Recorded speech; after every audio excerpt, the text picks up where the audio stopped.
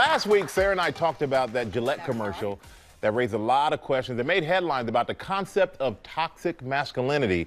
And for the first time ever, the American Psychological Association issued guidelines for therapists working with men and boys. So today, Dr. Edward Adams, a clinical psychologist with 35 years of experience, is here to help explain what exactly toxic masculinity is and how we can better understand it. Doc, thank you. Thank you for joining me. Thank you. I really appreciate it. Michael. Glad to be here. And, you know, that Gillette commercial, it sparked a lot of conversation about toxic masculinity. So I'm just going to, right up front, what is toxic masculinity? Toxic masculinity, frankly, is an unfortunate term because toxic means poisonous. And so men are associated as if they're poisonous. Men are competent and capable and lovable and do incredible things.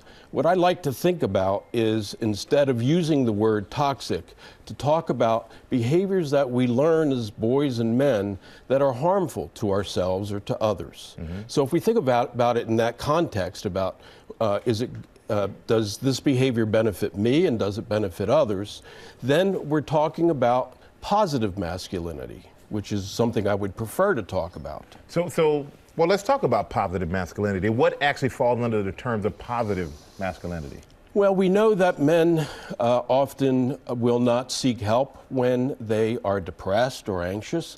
And so a positive manhood would be when men seek help when they need it, when they express their emotions to people that are important to them in their life so that they are understood and their needs are met, and they can meet the others' needs.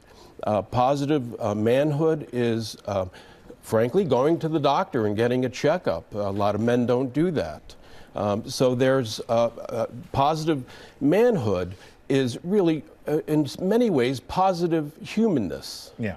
But a lot of these things that you speak of, I know personally for me, I'm like, okay, I'll tough it out. I don't need to see the doctor until probably too late. And as far as talking about your feelings, I was brought up kind of, you are as the head of the household. If you want to look at yourself that way, you have to take on everyone else's feelings, but it's very hard to share your own. So how do I switch my own mindset to be more like that?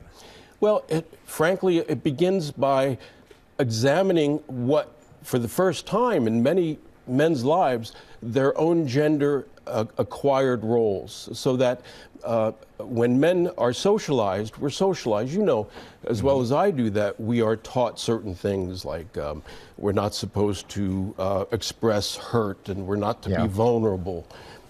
These kinds of behaviors really don't work out real well in relationships or in our own emotional and physical health. So men need to have the courage to be able to look at that and say, this works for me, or this doesn't work for me. Now, I'd like to try something here. Okay. I wonder if the audience, if you would close your eyes for a second, and Michael, you as well, and imagine a man in your life, in the past or the present, and imagine something that he did that was of benefit to you, that actually made you happier today because of his behavior. Now, if you open your eyes, if you have that in your mind, what you have probably come up with is positive manhood. Something a man said, something a man did, a comforting, a gentleness, that is what I'm talking about, or a strength, or taking charge. The bravery that men show. People owe their lives to the bravery of men.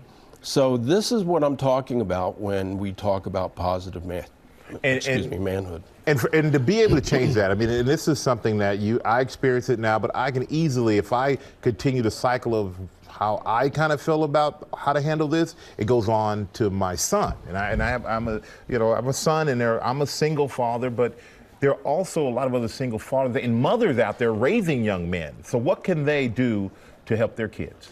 Well, first of all, we don't have to genderize this. What kids need, and boys need, and girls, is a place of safety. They need to know they're safe. They need to know they're loved, and they need to know that they have a place of comfort and stability. And a single parent can provide that, and a couple can provide that. So if those essential things are met, then the idea that a single parent can really fill that gap that a child has that wants that affection and that warmth. And that stability and safety. Safety is huge. And communication is huge. And communication. Doc, thank you. Thank you so much. I really appreciate that talk. Very insightful. And a big thank you to Dr. Adams. And you can check out his book, Becoming a Happier Man, A Man's Guide to Living a Full and Meaningful Life. It is out now. And thank you for the copy you gave me, Doc. I'm going to read that. Well, hey there, GMA fans. Robin Roberts here. Thanks for checking out our YouTube channel. Lots of great stuff here. So go on, click the subscribe button right over here to get more of awesome videos and content from GMA every day, anytime. We thank you for watching, and we'll see you in the morning on GMA.